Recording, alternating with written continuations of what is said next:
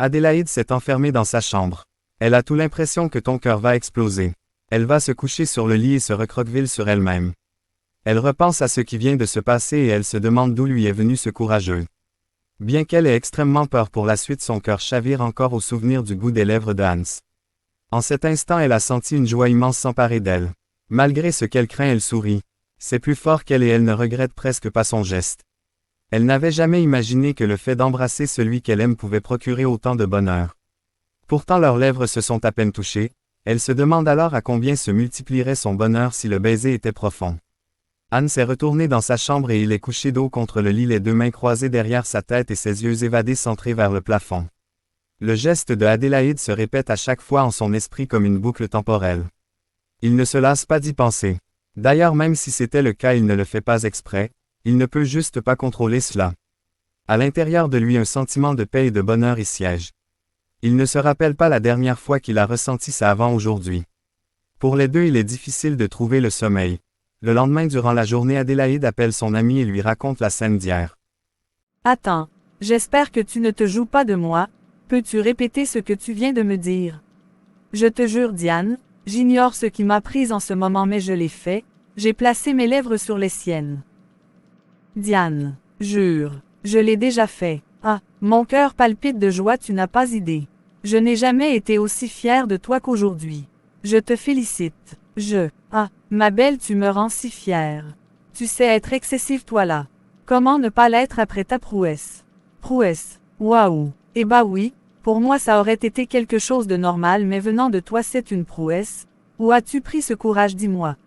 Je ne sais pas, j'ai même l'impression que ce n'est pas moi qui ai fait ça. Donc tu l'as embrassé? Non, j'en avais envie mais à peine j'ai touché ses lèvres que je me suis retirée. Moi à ta place je serais allée jusqu'au bout, et lui il ne t'a pas retenu. Je ne lui en ai pas laissé l'occasion, j'ai tout de suite couru dans ma chambre avant qu'il n'ait le temps de réagir. J'avais affreusement peur. Et ce matin que t'a-t-il dit en te voyant? Rien, je ne l'ai pas vu, je me suis levée tard ce matin car il m'était difficile durant la nuit de trouver sommeil et à mon réveil il était déjà parti. J'ai remercié Dieu car en réalité je n'avais pas du tout envie de croiser son chemin. Mais tu devras le faire ma belle. Dis-moi comment tu t'es sentie après ça. Adélaïde sourit en levant les yeux vers le ciel. Un bonheur indescriptible, j'avais l'impression de planer dans les airs.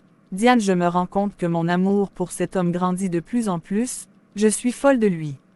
Ça je le confirme et je suis certaine qu'il en est de même pour lui, il lui faut juste l'accepter et l'exprimer. Continue dans cette lancée et tu verras qu'il va se laisser faire. Adélaïde sourit de plus belle.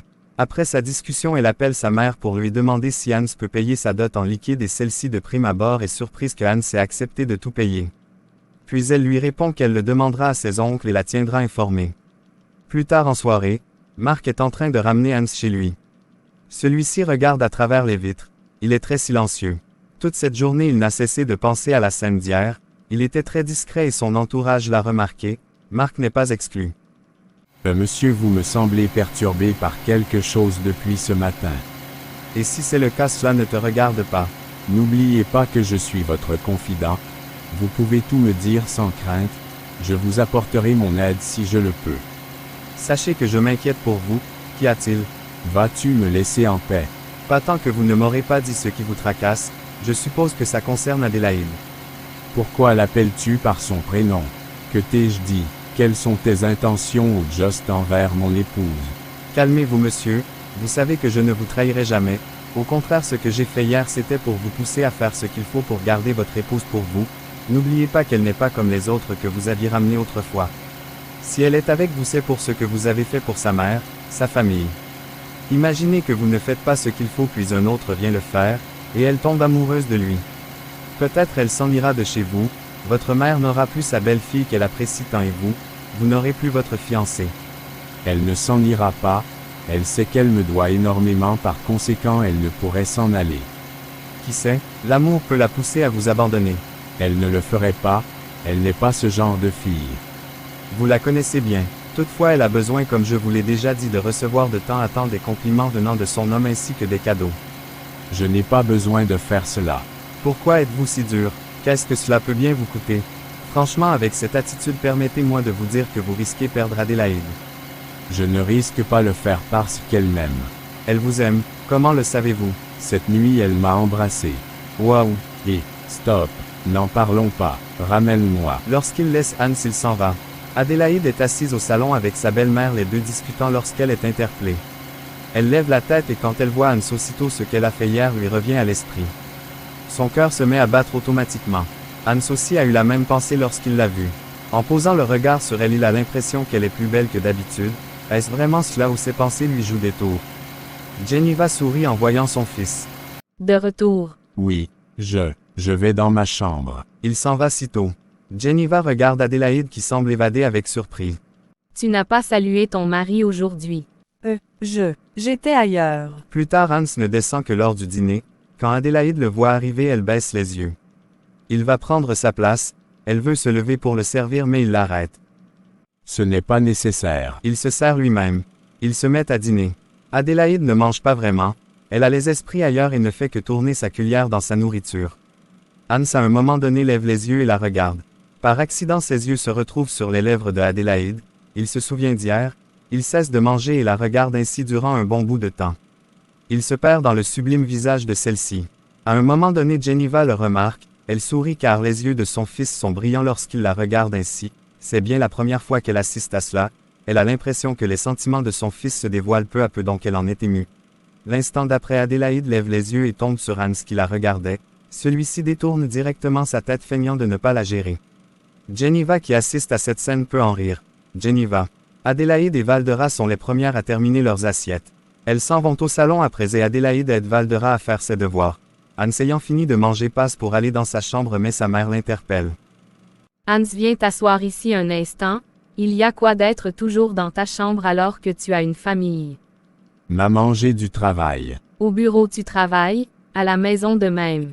Qu'est-ce donc cela? La vie ne se résume pas à ça. Viens nous tenir compagnie. Maman. Allez, j'espère que tu as conscience que votre mariage c'est dans moins de 2 semaines. As-tu déjà cherché un costume? Ce n'est pas un problème, maman. D'accord. Mais lorsqu'Adélaïde et toi serez mariés, elle viendra dans ta chambre. Oui. C'est bien. Au fait, tu as déjà réglé pour le problème de sa dot. Oui. Ma mère a dit que mes oncles ont accepté que tu puisses payer la dot en argent. D'accord, j'irai la voir pour régler cela demain. Adélaïde m'a dit que tu as décidé de tout payer. Réplique Geneva. Je me rends compte que tu es vraiment prêt à tout pour que tout se passe bien avec ta femme. J'en suis heureux. Adélaïde et lui se regardent. Je vais dans ma chambre, maman. Il se lève et s'en va. Adélaïde soupire. Plus tard, elle va se coucher sans qu'il n'ait à parler de ce qui s'est passé la nuit précédente. Pourtant, elle aurait bien voulu que cela se fasse pour que son cœur ne soit plus si en doute. Le lendemain, Adélaïde est à la cuisine lorsque Hans entre. Elle ne s'en rend pas compte très vite car elle semble concentrée dans ses pensées. Il prend un moment pour l'observer. Qu'est-ce qu'elle est belle. Pense-t-il presque. Il va ouvrir le réfrigérateur et... C'est là que Adélaïde le remarque. Bonjour. Bonjour. Tu as bien passé la nuit. Elle est surprise qu'il s'intéresse à ça. D'habitude, il ne répond même pas à sa salutation. Oui, et toi? Bien. Il boit cette eau qu'il a sortie du réfrigérateur alors qu'elle se recentre sur ce qu'elle faisait. Hier. Pourquoi as-tu fait ça? Elle le regarde la bouche ouverte sans trouver quoi dire. J'attends une réponse. Son ton est un peu rock mais bas. Elle panique et se demande quoi lui répondre. Elle ne veut surtout pas que son silence le pousse à réagir de manière excessive donc elle se force à parler en se grattant la tête.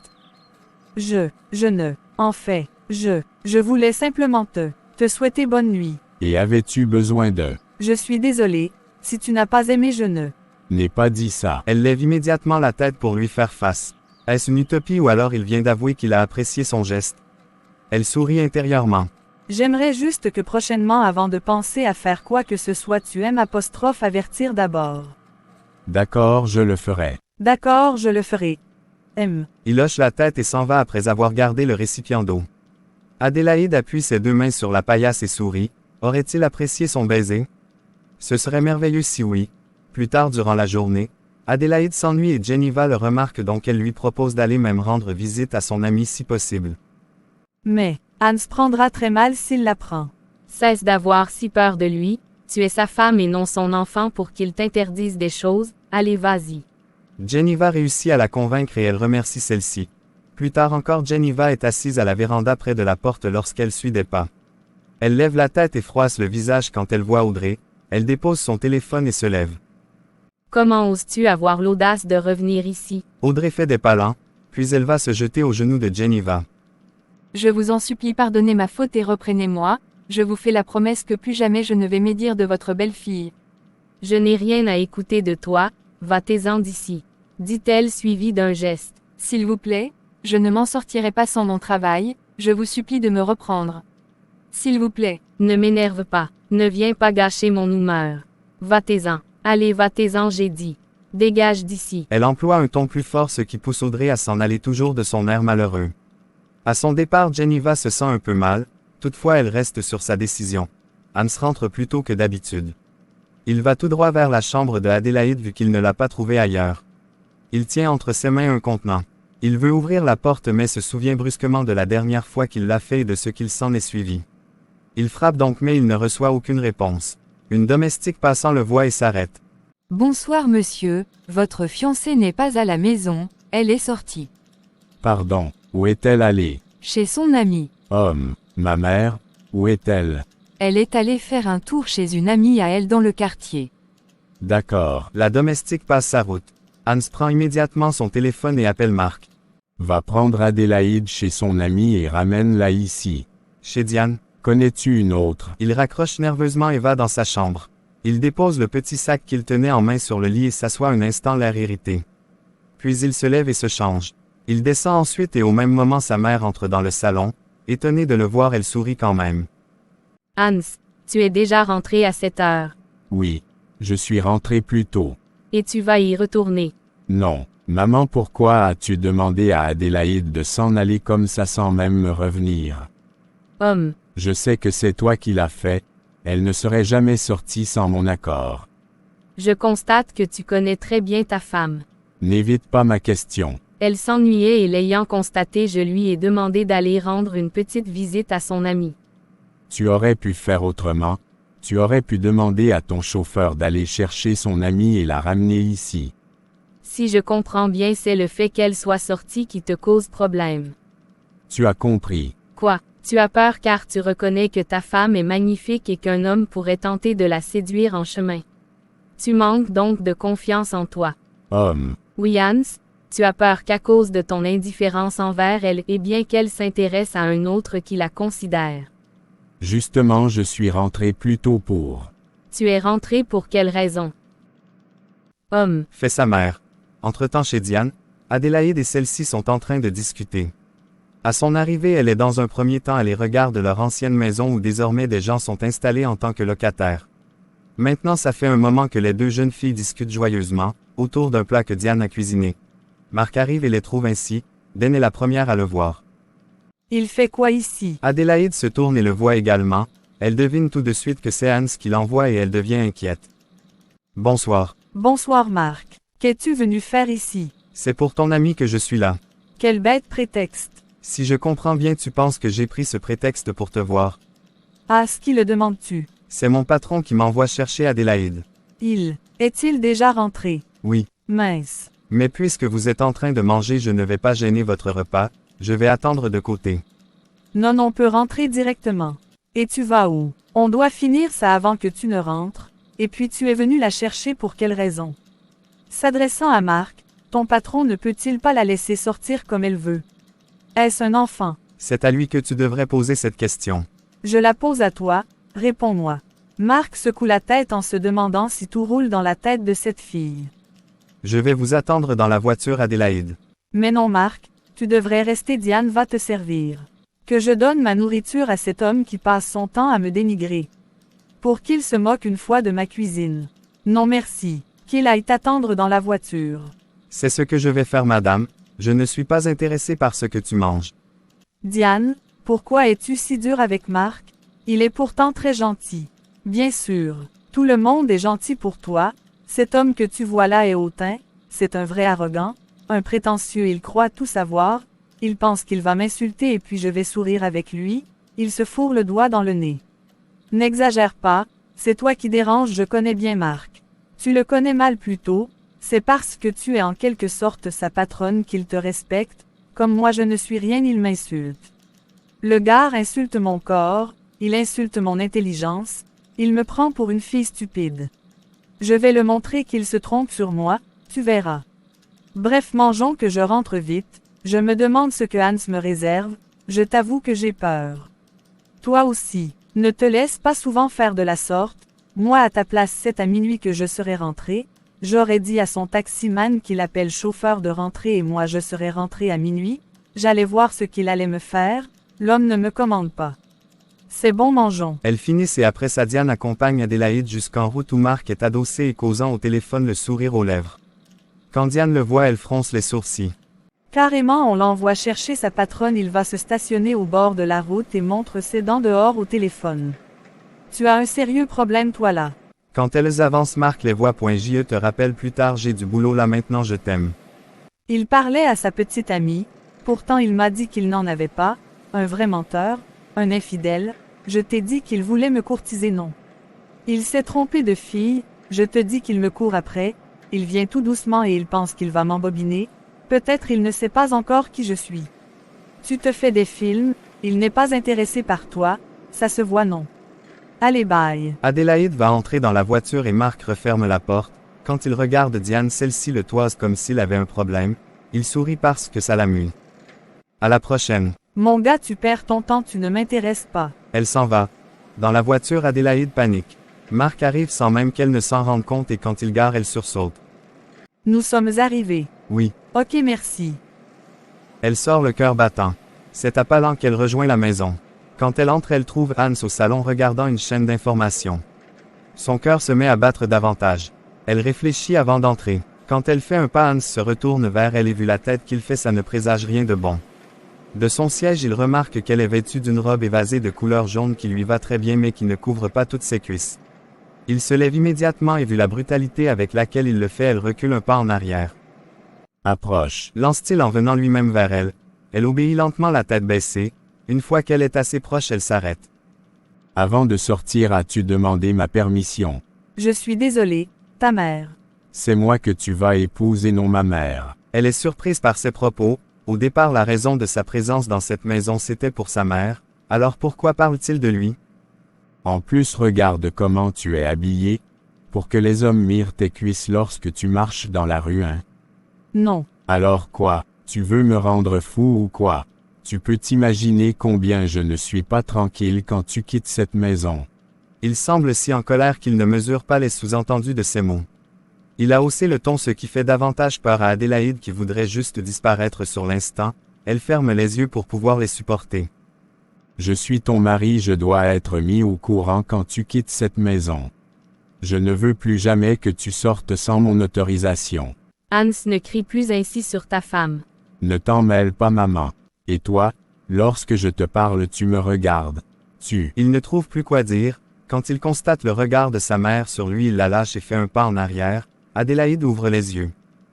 Dans ta chambre, il y a quelque chose pour toi. Pourquoi laisses-tu ton mari te commander ainsi? Il n'a pas le droit de te dicter ce qu'il veut. Je ne veux pas le contrarier, j'ai peur que... Hans n'oserait jamais lever la main sur toi, il t'aime trop pour ça et de plus il ne frappe pas sur la femme, il a des principes, tu sais, toi aussi tu devrais avoir les tiens, ne sois plus si mou. Il a dit qu'il y avait quelque chose dans ta chambre, tu devrais aller regarder. Apparemment Milfis se réveille, il est rentré plus tôt aujourd'hui pour te trouver un cadeau. Dans sa chambre, elle trouve sur le lit le contenant que Hans avait en main. Elle va le prendre et le déballe. À l'intérieur, elle trouve un téléphone Google Pixel, elle sourit. Pas à cause du téléphone mais pour le présent de Hans.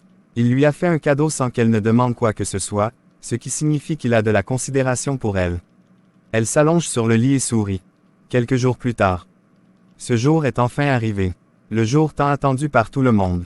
Le mariage. Cela va se passer dans le jardin de la maison vu qu'il est assez grand.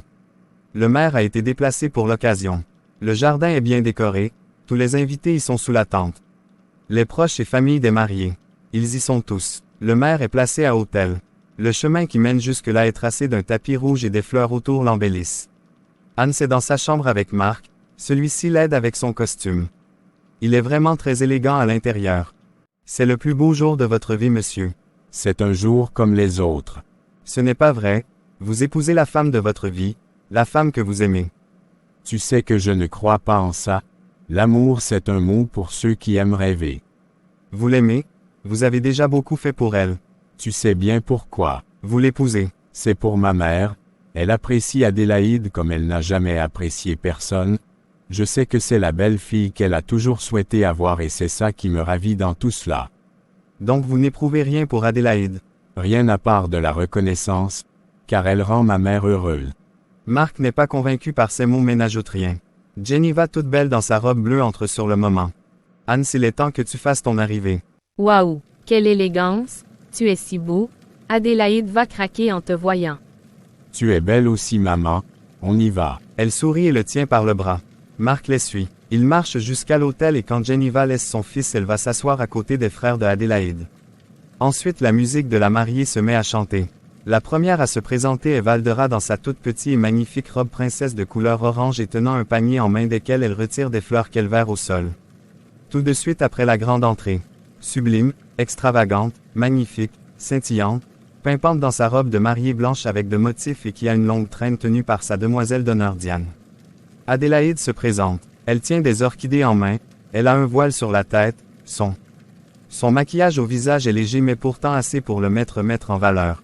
Les spectateurs sont éblouis, elle est d'une beauté sans pareille et malgré les efforts des autres invités aucune ne l'égale. Impossible qu'on lui vole la vedette ce jour, Diane a bien fait son travail. Dès l'instant où Hans a placé le regard sur elle, son cœur s'est mis à battre. Sa future femme est belle comme une déesse, son sourire envoûte l'espace, son éclat le rend plus vif. Une femme aussi belle que ça il n'en a jamais rencontré, ça il peut le jurer. Elle scintille de mille feux sous ce beau soleil. Il n'en revient pas, même en clignant les yeux sa beauté reste inchangée. Il a du mal à reconnaître qu'il s'agit bien de celle qu'il a fréquentée ces 2 derniers mois. Il est même choqué par sa beauté, ce qui l'étonne plus est que son cœur bat si fort, comme si sa faiblesse venait de se montrer. Peut-être c'est d'ailleurs le cas. Adélaïde n'est pas moins éblouie par la beauté de son homme. Il s'est davantage mis en valeur, pour la séduire, elle est séduite, tout comme lui il l'est par elle. Elle est accompagnée de sa mère qui tient bien sur ses pieds, celle-ci laisse sa fille tout en face de Hans avant d'aller prendre sa place à côté de Jenniva et après lui avoir souhaité ses meilleurs vœux. Face à face les 2 futurs mariés ne se fâchent plus du regard. Bizarrement aujourd'hui Adélaïde n'a pas peur de le regarder dans les yeux. Le sourire ne quitte plus ses lèvres. Hans ne sourit pas pourtant on peut lire son bonheur au visage. Diane est placée derrière Adélaïde tout comme Marc. Elle est vêtue d'une robe orange du même tissu que celui de Valdera mais son modèle est en forme de robe sirène allant jusqu'aux pieds. La robe a un seul manche et le deuxième est long en grillage. Elle lui va à ravir et Marc se l'avoue intérieurement en la regardant. Elle le regarde aussi dans son costume et constate qu'il a l'air différent même si d'habitude il s'habille de cette manière il est plus beau ce jour. Toutefois elle fait mine de ne pas le gérer. Puisque les mariés sont là nous allons commencer. Attendez. Ils se retournent tous et ceux qui la connaissent sont surpris de voir Elsa. Celle-ci marche jusqu'à l'autel sur le tapis, certains d'invités se lèvent et Jenniva en fait de même aussi. Hans, je ne peux pas te laisser épouser cette sorcière. Arrive jusqu'à eux et regarde Adélaïde qui ne la reconnaît même pas les yeux furieux. Que fais-tu Elsa? C'est quand Jenniva prononce son prénom que Adélaïde voit de qui il s'agit. Je suis venue stopper ce mariage avant que votre fils ne commette l'erreur de sa vie, en épousant une sorcière. Je ne te permets pas d'insulter mon épouse. Je te demande de t'en aller tant que je suis encore calme. Je pensais t'avoir demandé de faire en sorte que nos chemins ne se croisent plus jamais. Je ne pouvais pas te laisser épouser cette fille, je sais qui elle est. Je sais qu'elle t'a envoûté avec ta mère afin que tu l'épouses et que toute ta fortune lui revienne. Je t'ordonne de partir d'ici. Non Hans, il est impossible que je te laisse être sous l'influence de cette fille. Je ne suis pas sous son influence. Tu ne l'aimes pas vraiment. Si, je l'aime réellement. Adélaïde sort les yeux choqués par ce mot qu'elle entend sortir de sa bouche pour la toute première fois. Hans, je sais que... Tu ne sais rien du. Tu n'as pas idée de ce que je ressens pour elle alors n'en parle pas. Non, c'est son charme qui te fait parler ainsi. Il n'y a aucun charme. Mon amour est sincère, et même s'il s'agit d'un charme, je l'assume ce charme. Tu m'entends, avec ou sans charme je suis amoureux d'elle. Tout le public est ému et pour ceux qui connaissent Hans ils sont surpris par la sincérité que portent ses mots et son geste. Elsa en est embarrassée, elle qui connaît bien Hans ne l'avait jamais vu ainsi, elle n'avait jamais vu cette flamme qu'elle voit à présent dans les yeux de l'homme qui tient fermement sa compagne. Quand a-t-il changé au point de s'exprimer aussi ouvertement et sincèrement? Elsa ne trouve plus quoi ajouter, embarrassée par tout ce public devant lequel Hans dévoile clairement ses sentiments. Geneva approche pour lui parler plus calmement. Pendant ce temps, Adélaïde regarde Hans qui ne l'a toujours pas lâché comme si cette posture l'enchantait. Elsa, ma fille, je sais que tu aimes mon fils et que tu te soucies pour lui à cause de ce que Audrey t'a raconté, mais sache qu'elle t'a menti. Vous êtes au courant? Oui. D'ailleurs, je l'ai renvoyé pour ce mensonge dès que je l'ai su. Je ne m'attendais pas à ce que tu l'aies cru et que tu viennes jusqu'ici. Je ne sais pas, j'y ai cru. C'était un mensonge. Mon fils aime réellement Adélaïde. S'il te plaît, je te demande de ne pas gâcher leur plus beau jour. Je dois me résoudre au fait que je n'ai pas pu être la femme que Hans voulait à ses côtés. Je constate apparemment qu'une autre a su conquérir son cœur là où j'ai échoué. Ce sont des choses qui arrivent. S'il y a une chose que je sais et qu'il ne faut jamais forcer l'amour. Hans, je t'aime et c'est pour cette raison que ton bonheur m'importe. S'il est aux côtés d'une autre, alors je l'accepte avec peine. Je te souhaite un bon ménage. Bye. En cet instant, Hans se rend compte qu'il tient Adélaïde par les hanches et il se demande à quel moment c'est arrivé. Il la relâche lentement avec un peu de gêne. Peut-on commencer ce mariage? Nos excuses, monsieur le maire. Oui, nous pouvons commencer. Les autres s'assoient à leur tour. Hans et Adélaïde prennent leur position initiale et le maire commence. Durant ce moment où le maire cite certaines lois du mariage, Adélaïde garde la tête baissée, se remémorant ce qui vient de se passer, à l'instant où Hans l'a prise avec son bras, la sensation qu'elle a ressentie. Les paroles qu'il a dit.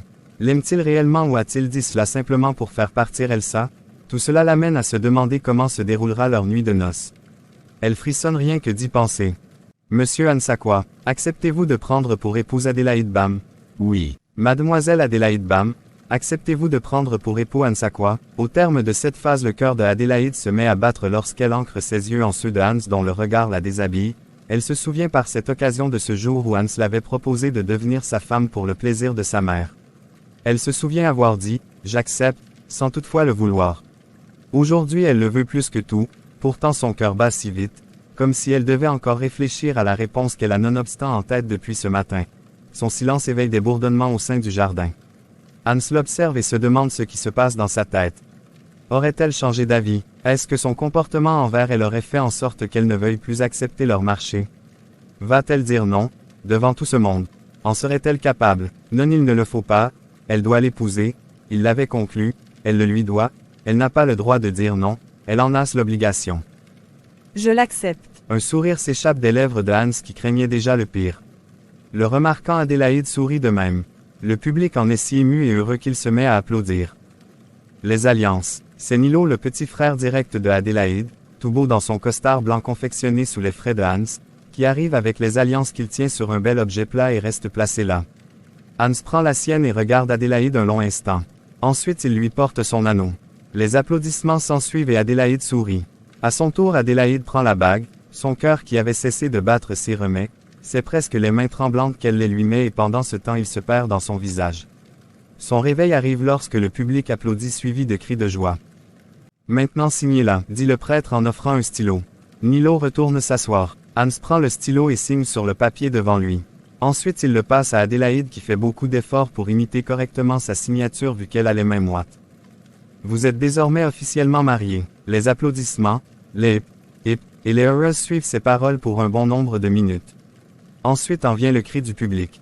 Le bisou, le bisou, le bisou. Les plus grands ou plus petits crient ces mots. Les nouveaux mariés se regardent, Adélaïde semble la plus gênée, elle aimerait juste qu'ils arrêtent pourtant ils ne le font guère. Alors pour stopper les chamailles, Hans s'incline légèrement vers sa nouvelle épouse, il se dirige vers sa gauche et place un long baiser et doux sur sa joue. Le visage de Adélaïde s'enflamme de rougissement. Même s'il était bref, ce baiser a dit long donc le public les applaudit à nouveau. Diane sourit heureuse pour son ami. Marc l'est autant pour son patron. Les gens se lèvent et viennent féliciter les nouveaux mariés. Diane est la première à se jeter dans les bras de son ami, elle est tellement émue qu'une larme lui quitte des yeux. Enfin, vous êtes mariés.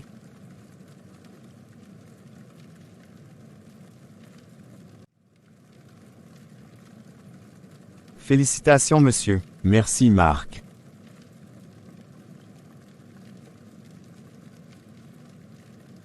Les autres arrivent et leur serrent la main, les prennent dans leurs bras. Après ça, Diane propose à ce que Adélaïde jette sa fleur pour savoir qui sera la première personne à se marier.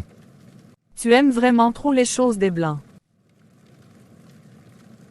Ouais, c'est parce que c'est chouette. Les filles, venez vous placer.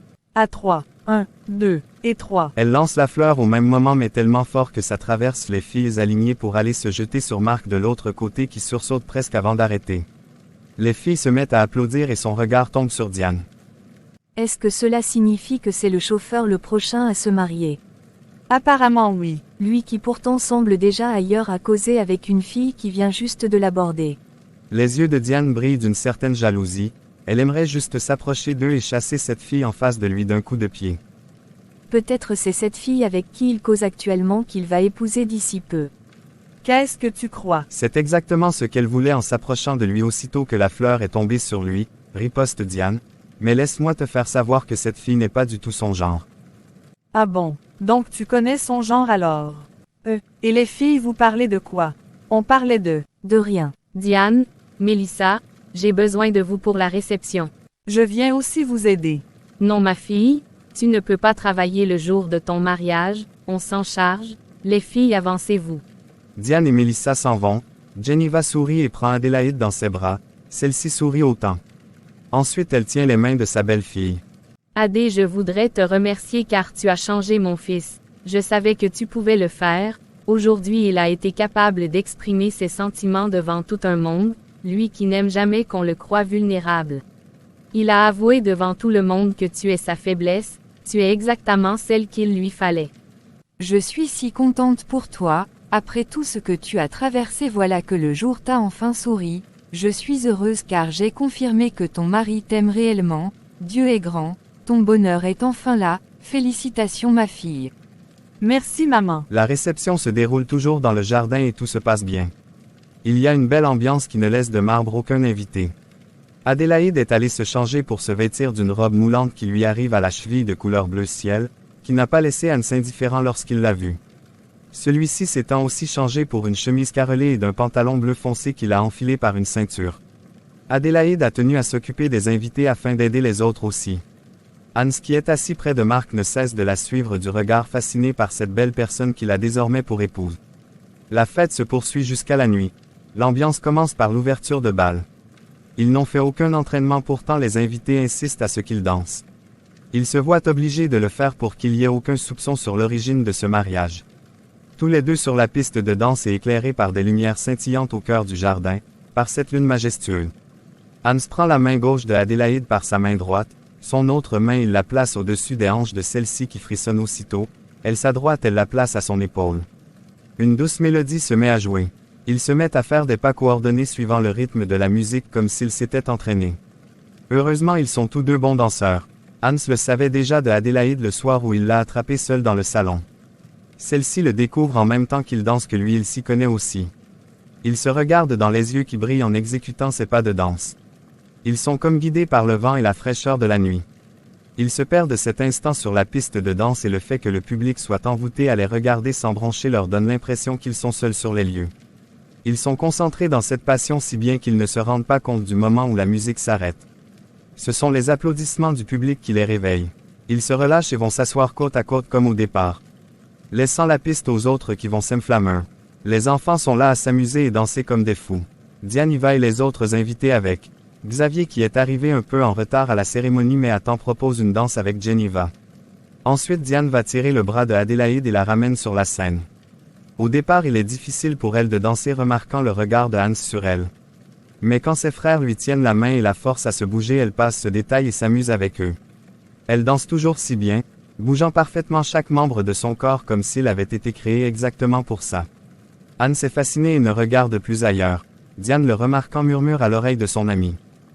Ton mari te regarde, profites-en pour le séduire davantage, pour que ce soir il t'amène au 7e ciel. Folle, dit-elle en lui faisant une tape à l'épaule. Diane éclate de rire. Adélaïde regarde Hans et constate qu'en effet il l'observait, elle est même surprise de le voir sourire, elle se retourne et sourit en même temps le visage caché. La cérémonie finit tardivement. Tous les invités s'en vont. Il ne reste que la famille. Les enfants sont les premiers à aller se coucher car étant trop tard Geneva a proposé qu'ils restent là pour la nuit vu que la maison est assez grande pour les accueillir. Les autres sont dans le salon, sauf Hans qui est déjà dans sa chambre où plutôt les affaires de Adélaïde ont été ajoutées. Au salon il y a les deux mamans ainsi que Diane, Adélaïde et Mark. Diane ne cesse de parler, ça se voit qu'elle a beaucoup trop bu. Diane, il faut que tu restes dormir ici, soulève, tu es beaucoup trop ivre. Mon frère a insisté à ce que je ne dorme pas dehors, il me prend pour une petite fille, s'il savait que je sais des choses qu'il ne sait pas. Dans ce cas, tu ne dois pas rentrer ainsi. Marc, s'il te plaît, veux-tu bien la ramener chez elle avant de rentrer? Dans son état, elle ne doit pas rentrer seule. D'accord. Je ne suis pas un bébé quand même. Foutez-moi la paix un peu, je vais rentrer seule. Non, Marc va t'accompagner. Je n'ai pas besoin que le taximan m'accompagne, je ne veux même pas, c'est mon ennemi. Je saurais me débrouiller. Hors de question. Regarde, tu n'arrives même pas à tenir debout, viens, je t'accompagne jusqu'à la voiture. Ah, chache. Elle a du mal à marcher. Adélaïde va jusqu'à elle et l'aide à marcher jusqu'à l'extérieur. Marc sort aussi et quand il veut les rejoindre, Hans l'appelle au téléphone pour lui dire de le retrouver dans sa chambre. Il monte et Adélaïde met Diane dans la voiture. Attends Marc ici. Adélaïde la laisse et va à l'intérieur trouver les deux mères qui allaient déjà dormir chacune de son côté. Où est Marc? Il s'est dirigé dans votre chambre. Bonne nuit ma puce. Passez une belle nuit de noces. Merci, bonne nuit à vous. Elles s'en vont et Adélaïde reste un instant au salon. Elle se rend compte après un moment qu'elle a beaucoup assiété, donc elle se lève et monte à l'étage. Quand elle s'apprête à entrer, elle suit quelque chose qui ne l'en joue pas du tout dans la conversation de Hans et Marc. Vous continuez d'affirmer que vous n'avez pas de sentiments pour votre épouse, pourtant tout laisse à croire le contraire. Tous, c'est-à-dire. Eh bien aujourd'hui, les paroles que vous avez dites, vous avez clairement fait entendre au public que vous. Je l'ai fait entendre à Elsa pour qu'elle me fiche la paix. Je n'y crois pas, tout ce que vous avez fait aujourd'hui pour elle. C'était simplement pour que les gens ne se doutent de rien. La seule et unique raison pour laquelle j'ai épousé Adélaïde, c'est à cause de ma mère. Tu le sais autant qu'elle, je n'ai aucun sentiment pour elle. Je ne crois pas en ces choses et elle le sait déjà.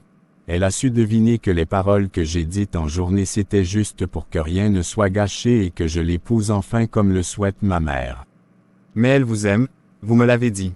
Peut-être, mais ce n'est pas réciproque. Moi je pense que c'est avouer ce que vous ressentez qui vous dérange sinon. Je ne ressens rien pour Adélaïde, ok. Vas-tu me laisser avec cette histoire à la fin? Ce n'est pas pour ça que je t'ai fait venir. As-tu noté ce que je t'ai dit plus tôt? Le reste de ce qui se dit n'intéresse plus Adélaïde, donc elle retourne au salon. Elle s'assoit sur le canapé et une larme s'échappe de ses yeux. Elle s'est donc bercée d'illusions toute cette journée. Hans ne l'aime pas, il ne s'intéresse même pas à ses sentiments à elle, il s'en fiche.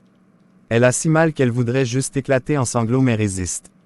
Elle essuie ses joues lorsque Marc descend. Diane est déjà dans la voiture, elle t'attend.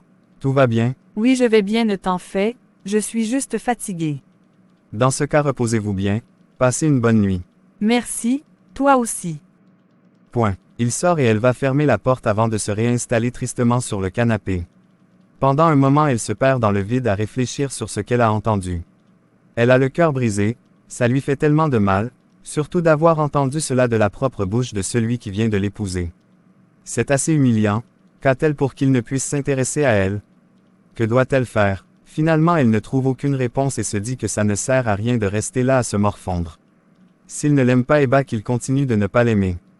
Elle ne doit pas s'en préoccuper mais plutôt se concentrer sur autre chose pour l'oublier vu que lui il ne l'aime pas, donc ça ne sert à rien de continuer de l'aimer. Elle doit l'oublier, mais de quelle manière? En se concentrant sur autre chose. En travaillant par exemple, oui c'est ce qu'elle doit faire. Elle doit demander la permission à Xavier pour reprendre son poste à l'entreprise puisque le mariage est passé déjà. Elle monte cette fois et va ouvrir la chambre de Hans. Lorsqu'elle arrive, elle le trouve couché sur son lit mais il ouvre les yeux quand elle entre. Elle ferme la porte et va ouvrir le placard d'où elle sort ses draps. Hans se redresse. Que fais-tu? Je vais dormir sur le canapé. Non, tu sais comment ma mère a réagi la dernière fois. D'accord, je vais aller dormir avec Valdera. Elle dort déjà avec Mélissa. Je vais aller dans mon ancienne chambre alors, Anilo et JONH sont là-bas, je vais aller dans la dernière chambre. Ça fait longtemps qu'on n'y habite pas. Oui, je saurais faire avec. Ma mère n'acceptera pas, tu dois dormir ici. Sur le canapé. Non, sur le lit. Et toi? Eh bien. Ou alors tu prendras le canapé, parce qu'on ne peut pas dormir ensemble. Pourquoi? N'oublie pas que ce mariage est faux, en réalité il n'y a aucun sentiment, tu ne crois pas en l'amour et moi non plus. Et toi? Oui, Je n'y crois pas. Je pensais que... Que, Laisse tomber, je vais dormir sur le canapé. Il se lève et prend les draps entre ses mains. Ils s'échangent un regard mais comme Adélaïde ne veut pas davantage se bercer d'illusions malgré ses sentiments, elle se dirige sur le lit, se couvre et ferme les yeux. Hans reste debout un instant et se demande s'il s'est trompé à propos des sentiments de Adélaïde en observant celle-ci. Il pensait qu'elle l'aimait, comment se fait-il qu'elle dise le contraire? Il soupire et va se coucher.